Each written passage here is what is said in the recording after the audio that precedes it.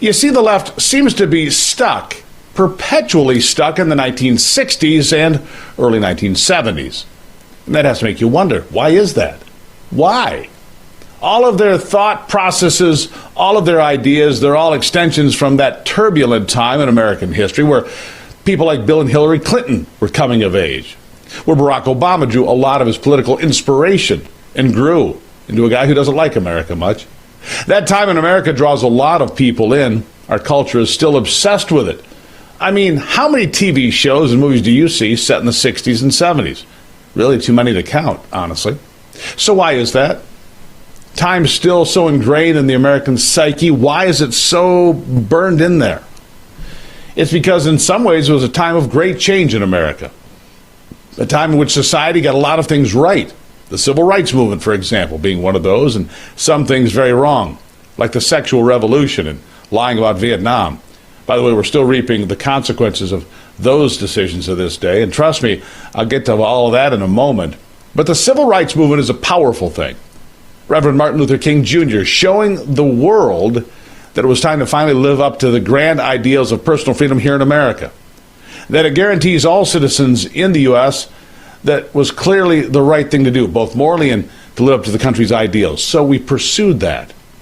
Now, the left still acts like we're in the civil rights movement because they get to co-opt that feeling into one of the self-righteousness, that they can try and make you feel like you're a good guy for supporting them, even though they're actually sowing the seeds of hatred and division in this country daily.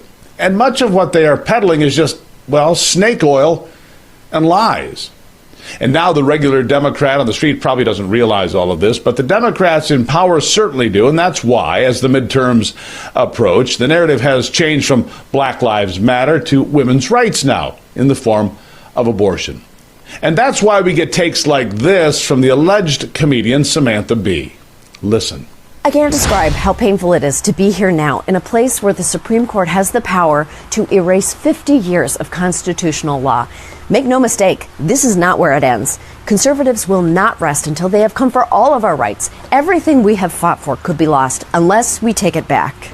It's not just about voting in November. It's about doing everything in our power to protect and help vulnerable people access abortion across state lines.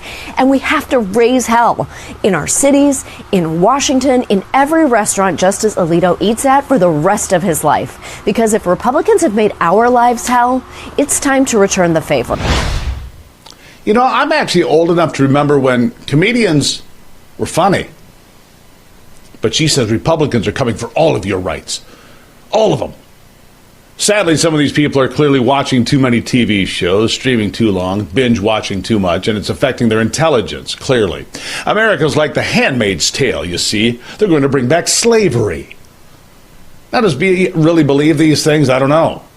Some of her viewers sure do, and that's why she's calling to get out in the streets.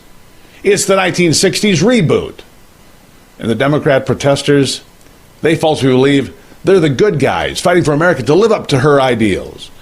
Except they aren't doing that. And she's not telling you to do that. She's not asking for America to live up to its ideals because, by and large, it already is. What they're asking for you to do now, is to tear it all down.